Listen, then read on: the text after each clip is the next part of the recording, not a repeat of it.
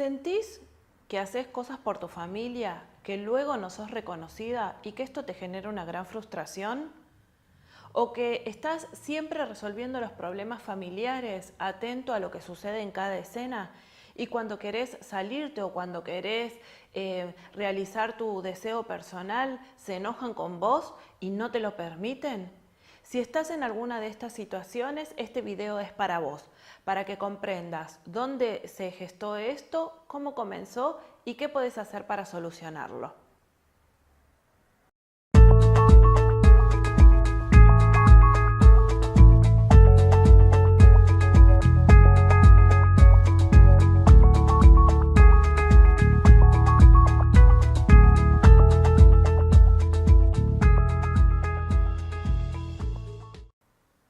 Cuando somos niños pequeños, entendemos el mundo de acuerdo al discurso de mamá. Y cuando digo mamá no me refiero únicamente a la madre biológica, sino que me refiero a la persona adulta maternante. Entonces, esta persona que está mucho tiempo con nosotros y que está encargada del discurso, va a ser quien decodifique la vida y la vea de acuerdo a sus normas, a sus valores, a sus creencias.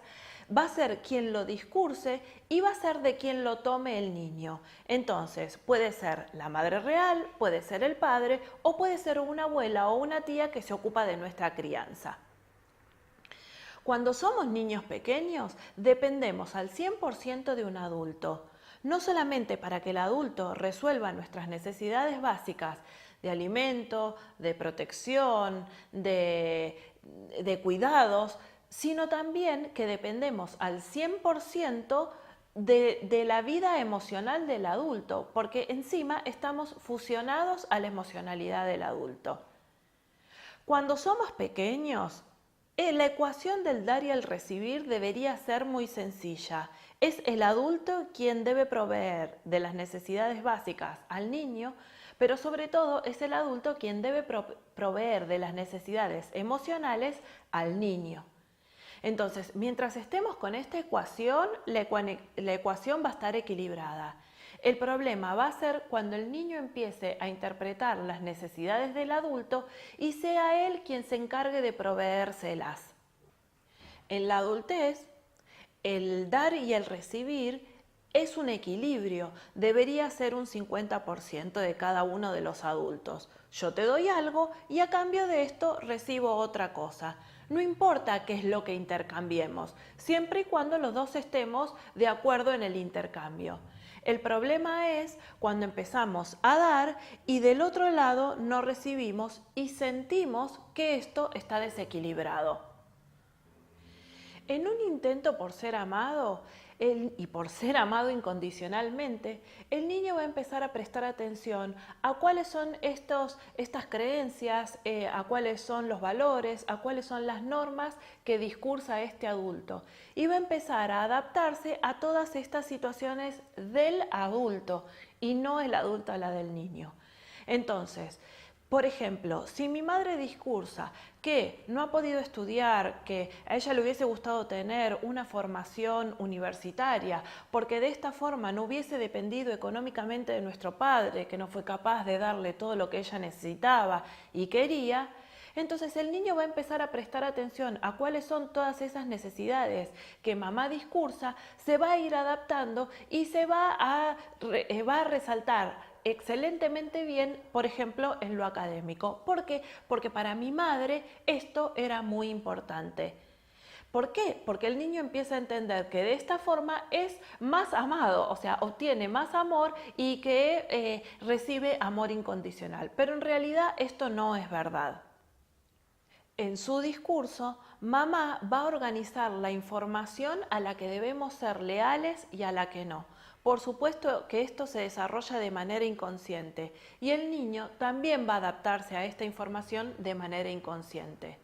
Entonces, cuando mi madre, por ejemplo, tenga muchos problemas con la familia de mi padre o con mi padre y diga que a ella no la quieren, que nunca la integraron, que siempre la despreciaron por cualquier razón que fuere, el niño va a empezar a interpretar que si se queda al lado de mamá defendiéndola y cuidándola de los enemigos que son la familia de mi padre, va a recibir más amor. Entonces, interpretará la información que mamá discurse inconscientemente e inconscientemente también se va a adaptar a esto. El niño se adapta incondicionalmente al adulto para ser amado. Empieza a interpretar todo esto que mamá necesita incondicionalmente, sobre todo emocionalmente, y empieza a proveérselo. Como les decía, creyendo de que de esta forma es amado. Pero lo que el niño no entiende es que poco a poco empieza a perder toda la libertad propia y no puede expresar su propio deseo. ¿Por qué? Porque está pendiente del de mamá. Entonces, cuando de adulto la persona empieza a querer correrse milimétricamente de satisfacer el deseo de mamá, de resolver los problemas o de entenderla, la madre no se lo va a permitir, pero la misma persona no se lo va a permitir. ¿Por qué? Porque estaría traicionando la lealtad de mamá. Y traicionar la lealtad de mamá va a significar que nos quedemos por fuera del campo emocional de ella. Claro, cuando esto sucede en un niño, para el niño quedar por fuera del campo emocional de la madre, que mi madre ya no me ame, es terrible. Pero lo que tenemos que entender que para el adulto no va a ser tan dramático como lo ha sido para el niño. A mi consulta llegó un hombre cuya madre siempre dependió emocionalmente de él. Esta mujer estaba casada con un hombre muy tosco, muy seco emocionalmente y siempre estaba quejándose de él porque no traía dinero a la casa, porque no se comunicaba, porque la vincularidad era áspera. Y fue este hijo mayor el que siempre escuchó los reclamos de su madre, además de los reclamos en contra de la familia de su padre. Este consultante empezó a escuchar a su madre y creyendo que de esta forma obtenía amor, empezó a resolver los problemas de mamá desde muy pequeño. A él le seguían dos hermanos, un hermano varón y una hermana mujer, que cuando él llega a la consulta, su hermano siempre tenía problemas laborales, no lograba estabilizarse, siempre tenía problemas financieros y su hermana tenía un niño pequeño, era mamá soltera y poco podía encargarse de este niño porque tampoco tenía trabajo y tampoco salía a hacer nada para resolver su situación personal. Lo que este consultante comprendió desde muy pequeño es que resolviéndole los problemas a mamá y resolviéndole los problemas a los hermanos que debería haber resuelto mamá cuando eran niños, obtenía el amor de su madre. Pero la verdad que esto no es verdad. Entonces, él entendió inconscientemente que tenía que encargarse de cada uno de ellos y se convirtió en una especie de padre, de su madre, de sus hermanos y también de su padre, porque era el que gestionaba cuando había cualquier conflicto entre mamá y papá. Cuando él llega a la consulta, llega divorciado y quebrado económicamente. Esta persona se había casado y su mujer prontamente empezó a molestarse con las insistencias y los pedidos de su suegra, por lo que esta mujer intentó poner algún tipo de límite, de conversarlo con su marido y la verdad es que ella le tuvo muchísima paciencia. Entonces él por salvar su matrimonio, intentó ponerle algún borde a mamá, intentó poner alguna distancia y empezar a ocuparse más de su vida personal, cosa que ni su madre ni sus hermanos toleraron. Y le hicieron muchísimos reclamos. Claro, él no sabía cómo manejar este equilibrio entre su familia de origen y su familia que él estaba formando y finalmente terminó divorciándose. ¿Por qué?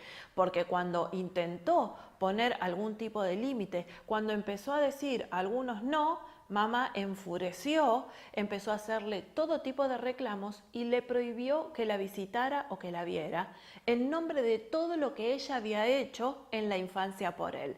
Claro, la intención de esto, que también es inconsciente, empieza a generar muchísima culpa en el consultante. Cuando él llega a hacer su proceso, como les decía, estaba divorciado y había quebrado económicamente. Y lo que pudimos comprender es que por qué él quiebra económicamente y termina perdiendo su empresa. Porque él sostenía económicamente a todos, aunque no quisiera. Como no podía decir que no, la vida por destino le trajo lo que él tendría que haber actuado de manera voluntaria, pero que él ni podía ni sabía cómo hacer. Al comienzo del proceso, cuando empezamos a mirar toda la infancia de este consultante, nos encontramos ante una gran dificultad. ¿Por qué? Este niño ha aprendido a ser absolutamente leal con mamá. Entonces, ahora, ver quién fue mi madre realmente, comprender en las escenas que me metió para sostenerla a ella y que no era ella quien me sostenía emocionalmente a mí, resulta tremendamente doloroso. Entonces, en estos casos, en general nos encontramos con consultantes que defienden muchísimo a mamá, que no quieren ver esta parte de la realidad, pero que poco a poco y escena a escena los tenemos que llevar a comprender que su madre no pudo hacer otra cosa, que ella también tuvo una historia familiar a la que responde y que esta es la forma vincular que aprendió. Ella también aprendió a ser amada de esta forma porque seguramente ella también miró a su madre de esta forma, a su madre o a la persona maternante.